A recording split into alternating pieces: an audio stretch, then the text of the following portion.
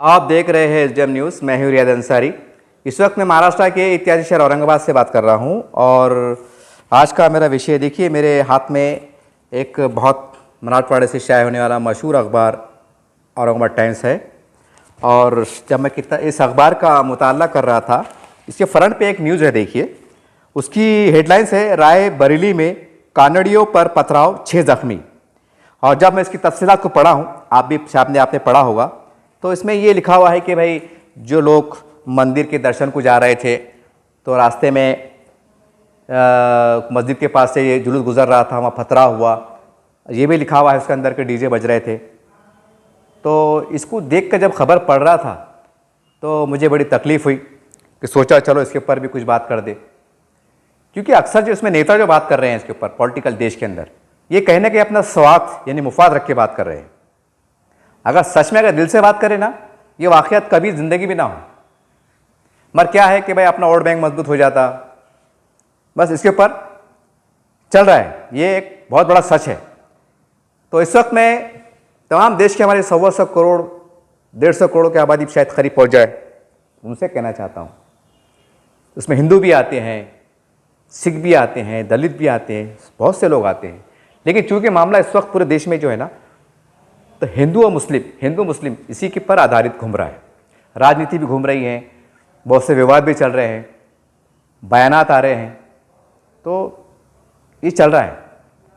मैं तमाम देश के हिंदुओं से पूछना चाहता हूँ, उनके नेताओं से पूछना चाहता हूँ, उसमें शिवसेना भी शामिल है, बीजेपी भी शामिल है, तमाम हिंदू संगठन के लोग भी शामिल है, उसमें आरएसएस के हमारे मोहन भागवत साहब वो भी शामिल हैं।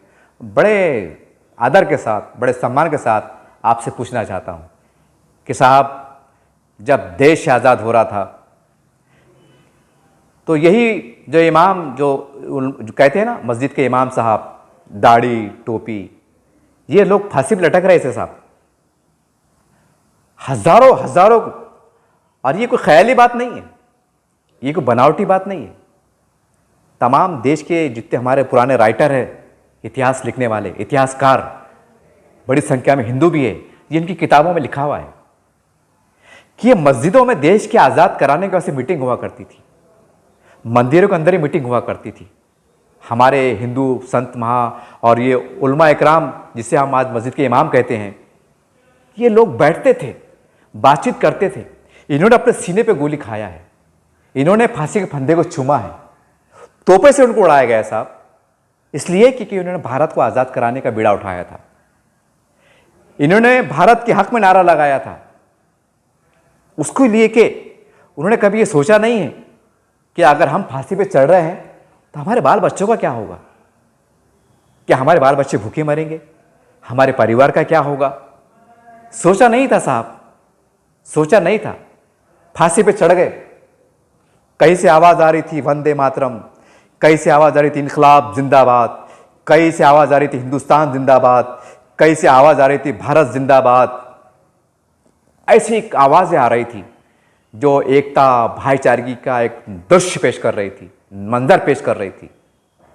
हम आज़ाद हो गए और आज देश आज़ाद होने के बाद हम देखते हैं कि जब मस्जिद के पास से गुज़रता है और ये दंगे हो जाते हैं, फिसाद हो जाते हैं, तो साहब ऐसा क्यों होता है। मैं तमाम देश के जो हिंदू भाई हैं, जो संगठन के लोग हैं, मैं आपको पूछना चाहता हूँ, ऐसा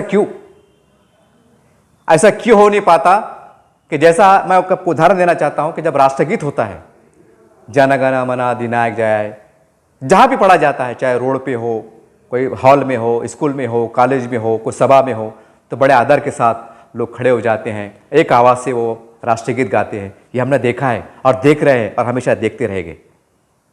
ऐसा क्यों हो नहीं पाता कि जब मस्जिद आ रही हो कि हमारे जो नस्लें हैं, ये युवाएं हैं, देश की पीढ़ी, उनको ये लगे कि ये मस्जिद नहीं है, बल्कि ये वो लोग हैं जो इससे जुड़े हुए थे, जिनको आलिम दीन कहते हैं, इमाम कहते हैं, मौज़न कहते हैं, ये मौलवी हजरात कहते हैं। इन्होंने देश को आज़ाद कराने में बलिदान दिया है।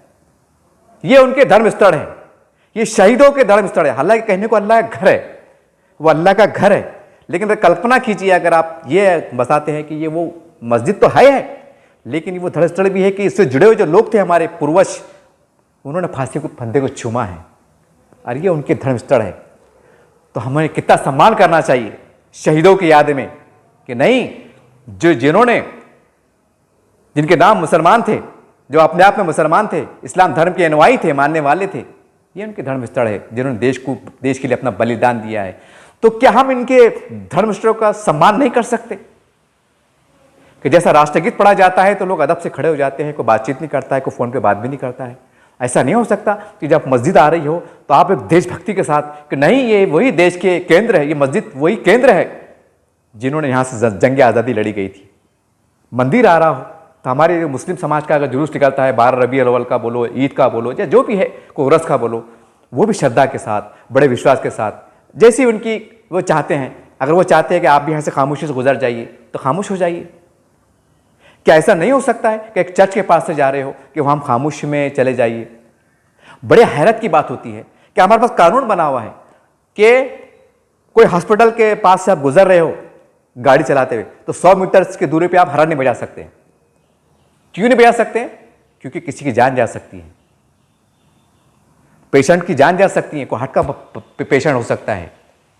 10 के बाद हम देखते हैं कानून पास हुआ है, कायदा पास हुआ है कि कोई आप सभा नहीं ले सकते हैं, 10 के बाद आपको बंद करना पड़ता है। अगर वक्त का प्रधानमंत्री भी है तो वो भी 10 बजे शार्प बंद कर देता है। क्यों बंद कर देते हैं? कि देशवासियों को कोई तकलीफ ना हो, क्योंकि रात 10 के बाद लोग आराम करते हैं, सुकून का माहौल हो, वातावरण खराब ना हो, इसलिए हमारा कानून बना हुआ है। और देखिए, यानी हॉस्पिटल के बाहर जब गाड़ी गुजरती है तो आप हॉर्न बजाने का आपको अलाउड नहीं है, आपको जुर्माना भरा जाता है। और यहाँ से एक धर्म स्थल जिसको लाखों लोग, करोड़ लोग मानते हैं, अपने श्रद्धा का, आस्था का केंद्र मानते हैं, वहाँ पर ऐसे हंगामे होते हैं। तो बताइए हम कहाँ जा रहे हैं? मैं देश के लोगों से पूछना चाहता हूँ, अरे भाई, मुसलमान देश में है कितने? मैं बड़े कड़वी सच्चाई के साथ आपसे बड़ी विनंती के साथ माफ़ी चाहते कह रहा हूँ, सब कुछ नीचे से ऊपर तक तो आप ही आप हैं, आप ही आप हैं। डर किस बात का है? खौफ किस बात का है? कि ऐसा इतिहास रच देना चाहिए कि जो पहले मुगल थे या जो भी थे, जिनके बारे में बहुत कुछ कहा जाता है, आज़ाद भारत के बाद जब स्वरूप बदला देश का, तो यहाँ पर जो 80-90 करोड़ जो भी हमारे हिंदू भाई थे, एक इतिहास बना दो कि जब हमारा राज आया, तब लोकतंत्र के माध्यम से, मैं कोई हिंदू मुस्लिम की बात नहीं कर रहा हूँ, तो देखिए एक सेकुलर राज्य में, लोकतंत्र राज्य में कोई धर्मस्थल की आवृत्ति नहीं हुई, उसका अपमान नहीं हुआ, वहाँ को उसके नाम से दंगा नहीं हुआ, कोई फिसाद नहीं हुआ। बता दीजिए पूरी दुनिया को, पूरी बता दीजिए कि पहले के भारत में और आज के भारत में क्या अंतर है।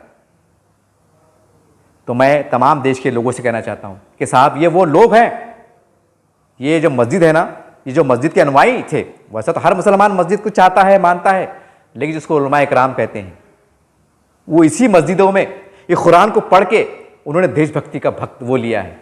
कुरान में, मतलब हदीसों में लिखा हुआ है कि देश से मोहब्बत मुसलमान का ईमान का जुज़ है, यानी उसका अटूट हिस्सा है।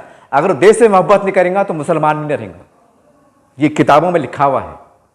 बताइए, और ये तालीम कहाँ दी जाती है?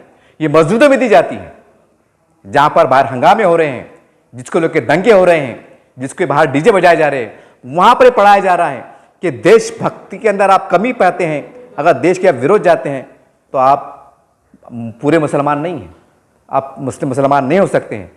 तो उम्मीद करते हैं कि देश की अखंडता के लिए, यहाँ की एकता के लिए, यहाँ की भाईचारे के लिए आप तमाम लोग राजनीति करो, आप एक अच्छी बात है, लेकिन ऊपर वाले के वास्ते, ईश्वर के वास्ते, भगवान के वास्ते एक ऐसा माहौल हमारे देश में हम क्रिएट करें कि यहाँ पर कभी हिंदू मुस्लिम के बीच में विवाद ना हो, कोई दंगा ना हो, कोई फिसाद ना हो। अगर हम मस्जिद में नज़र पड़े तो ये पड़े कि जैसा हम देखते हैं ना, कोई हमारे देशभक्त कोई घर मकान आज भी देखते हैं कि हम देखते हैं शहीद भगत सिंह का घर है, तो हमारे दिल में आस्था पैदा हो जाती है। ठीक इस तरह से जब मंदिर पर नज़र पड़े, मस्जिद पे पड़े, गुरुद्वारे पड़े, तो हमारे दिल में भावना होना चाहिए कि वही आस्था के केंद्र है जहाँ से हमें, हमारे पूर्वजों को, हमारे शहीदों को यहाँ से देशभक्ति का, एकता का एक प्रेरणा मिली थी, उनको तालीम मिली थी। और यही वजह है हम सब मिलकर आज आज़ाद भारत में जी रहे हैं। इसको लेके वो चलने की ज़रूरत है। राजनीति करो आप, बहुत अच्छी बात है, लेकिन ऐसी राजनीति बिल्कुल मत करो जहां हमारा देश खतरे में आता है, संविधान खतरे में आता है, जहां हमारी हिंदू मुस्लिम एकता खतरे में आती है। यही आपको संदेश देना मकसद था। उम्मीद करते हैं तमाम देश के लोग, पॉलिटिकल लोग इसके पर